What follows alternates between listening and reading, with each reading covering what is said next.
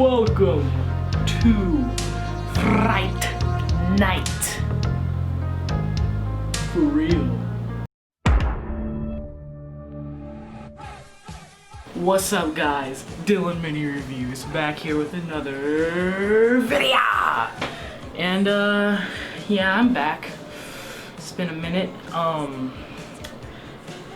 Yeah, it also got kind of weird there for a while. But yeah, I'm back. I'm better than ever. I got blue hair. What's new? Let's see here. What is new? Well, I went to Florida. I got better at filmmaking. Let's see here. The time of this recording. Yeah. Nothing really. I'm still Dylan. I'm still D-Lo. Do you like music? Of course you do. You love music. And if you watch me and you're like into horror, you're most likely into metal. So, here, I'll tell you what. Even if you're not into metal, I know a channel all about music. Has a bunch of diversity. Has metal, classic rock, indie rock, everything. He does a lot of reactions. He even does drum covers. Go check out my good friend, Journey the Bad Drummer. Link in description.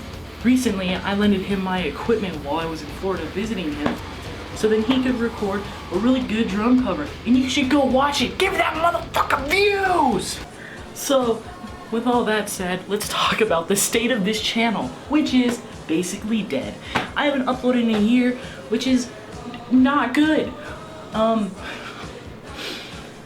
So now I'm back. I'm trying to get back on track. I'm gonna try and do weekly reviews. For real this time.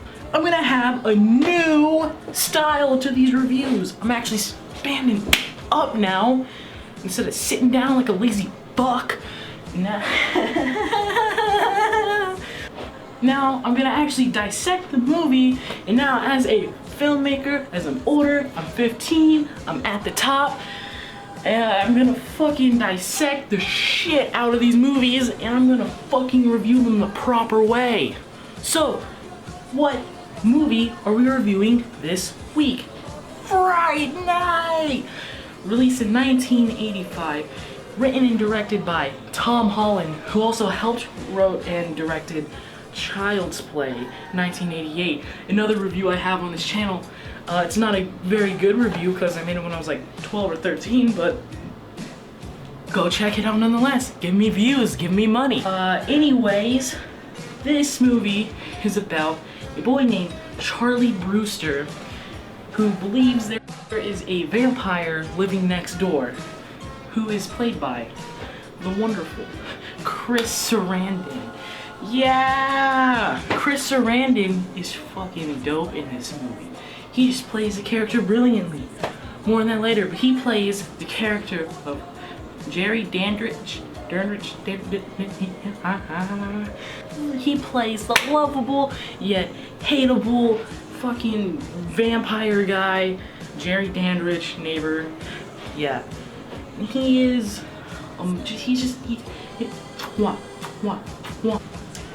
But you see, the kid, no one believes the kid. It's like that one story, The Boy Who Cried Wolf, except he's not lying and there's actually a vampire next door. His girlfriend, Amy, and his best friend, is he his best friend? I don't know, maybe he's just some kid that hangs around. Ed, Evil Ed, the most iconic part of this movie, in my opinion. They don't fucking believe him, and then they're like, nah dude, there's no vampire next. Vampires don't exist. So they get this Peter Vincent guy to help them out and prove that, you know, Chris Sarandon isn't a vampire. Which it goes well because he doesn't like make him drink actual holy water. He makes him drink just ordinary tap water because he tells him that he's a born-again Christian. Which, that's another cool thing about this movie, is Jerry Dandridge is smart as fuck. Like, when he tells them that he's a reborn Christian, when they come over, he's like, has like the casual Christian attire. He has like a little turtleneck, a little sweater. And I feel like he put on the turtleneck to cover his vampire bite, maybe?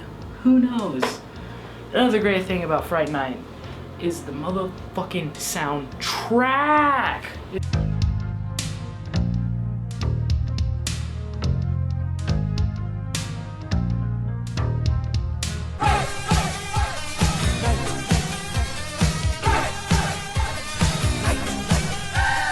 It's like that classic 80s synthwave shit.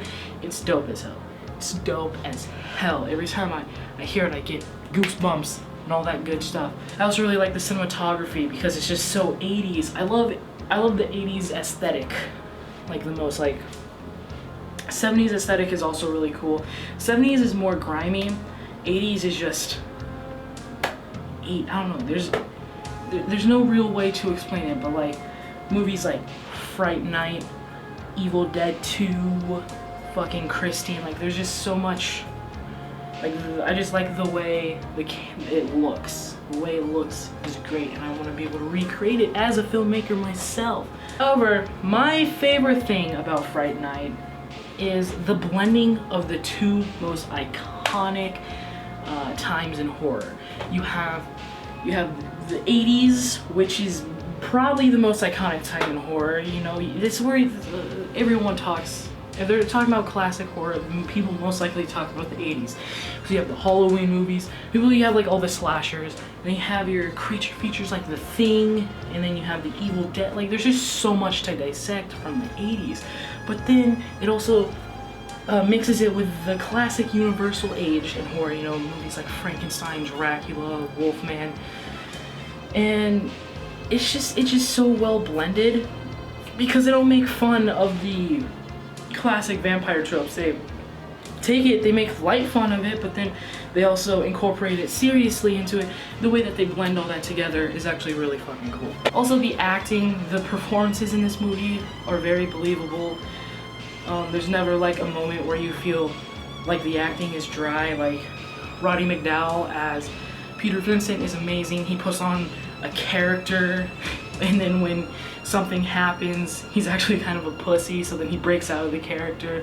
It's great. I'm having a hard time remembering what the name of the actor is who plays Charlie Brewster, but he's great. Charlie Brewster, he does a good job at blending the scared, tense moments with the comedic, lighthearted. Like there's this specific scene where he's trying to convince Peter Vincent to come help him. He's like, if you don't, Amy's gonna die. Me too, probably. It's great. It's comedy gold. Then you have Evil Ed, who I don't know the name of this actor either, but I don't know why he wasn't in more shit. Like his performance is so bizarre. Which, fun fact, the actor actually had the same casting agent as Anthony Michael Hall and was supposed to go to a audition for Weird Science, which also came out in 1985, I believe. But then he ended up going to Fright Night, and he got Evil Ed, which, like, there's like, his laugh is ingrained in my brain. You just sort of like he just laughs at everything. He laughs at hearing about people getting their heads cut off. He laughs when Charlie's like asking him how to kill a vampire. It's great. Then, like I said, Chris Sarandon as Jerry Denrich is iconic.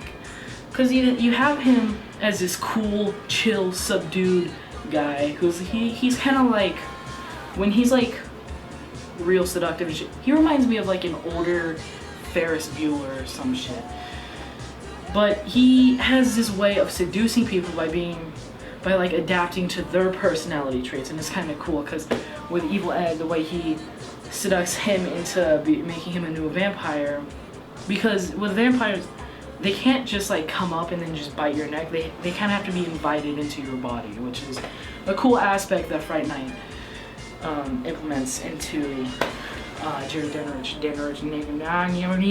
But the way he says it, he's like, you know, you won't be bullied, because you tell that his kid is made fun of because he just listen to the guy.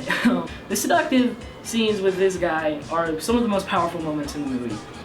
Also when he's seducing Amy, by being very understanding. Like, it's almost creepy because it has like this weird rapey vibes, but it's also like he's so chill about it. You just don't know how to feel about it, but also at the same time you're like, oh, I can see why people like this guy. And then you have him when he's an actual vampire, and it's amazing because he acts like the classic 1930s, 1950s vampires, where he gets stabbed, he gets injured, and he goes Rah! And starts spinning around, or when he rises out of the coffin, like the classic Dracula. There's just it's all this simple shit, or like when Charlie aims across at him and he goes oh, and then like starts like backing up, and it's like they're kind of like, it's like a parody but also like an homage to these classic moments in Universal monster movies, but they're not like cringy or cheesy. Like you feel the impact of the moment, and it's just very well done. It's very well mixed. See, another thing about Fright Night is that I didn't really know how to feel about it when I first watched it.